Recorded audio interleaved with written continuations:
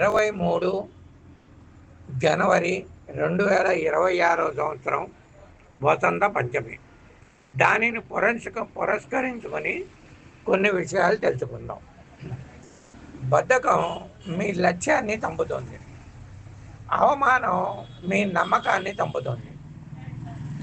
అలసిపోయినప్పుడు దొరకని నీడ, చనిపోయిన తర్వాత చూపే ప్రేమలు వ్యర్థం. అలాగే మనం జన్మించిన నేల, మన సనాతన ధర్మాలు, పెద్దలు మనకిచ్చినటువంటి ఆచారాలు, ఇవన్నీ కూడా మన దేశానికి, ధర్మాలకి పుట్టినిల్లు.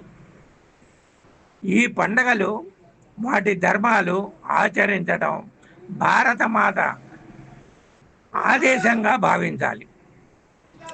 పండగల వివరణ వృత్తాంతం మాఘమాసం శిశిర్ఋతువులో వసంతుని యొక్క స్వాగత చిహ్నంగా అనువదింపబడి ఈ పంచమిని శ్రీ పంచమిగా భావిస్తారు.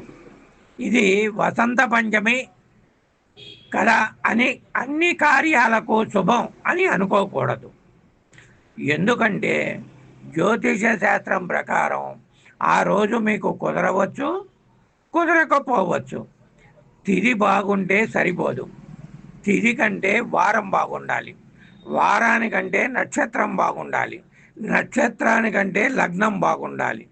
అందుకనే నక్షత్రం బాగుంటే సరిపోదు, లగ్నం బాగుంటే ఎన్ని దోషాలు ఉన్నా కానీ కొట్టుకుపోతాయి. అందుకనే ముహూర్త బలం అంటారు. కనుక అన్ని విధాలా బాగుంటేనే చేయాలి. ఎవరో ఒకరికో ఇద్దరికో బాగుంటే మీకు బాగుండకపోవచ్చు. విజయదశమి మంచిది అని అందరూ ఆ రోజు దసరాలు పెడుతూ ఉంటారు. కొన్ని శుభకార్యాలు ఆచరిస్తూ ఉంటారు. కానీ అనుభవంలో దెబ్బతిన్న వారు చాలామంది ఉన్నారు. ఒకరికి వంకాయ కూర బాగుందని అందరికీ బాగుండాలని లేదు కదా, ఆలోచించండి. అలాగే ఋతువులకు అధిపతి ఋతురాజు వసంతుడు. కనుక వసంతుని ప్రేమ కలిగించేటటువంటి వాడు మదనుడు. కనుక మదనుణ్ణి అనురాగవల్లి అయినటువంటి రతీదేవిని ఆరాధన చేయటం ఈ పంచమి యొక్క ముఖ్య ఉద్దేశం.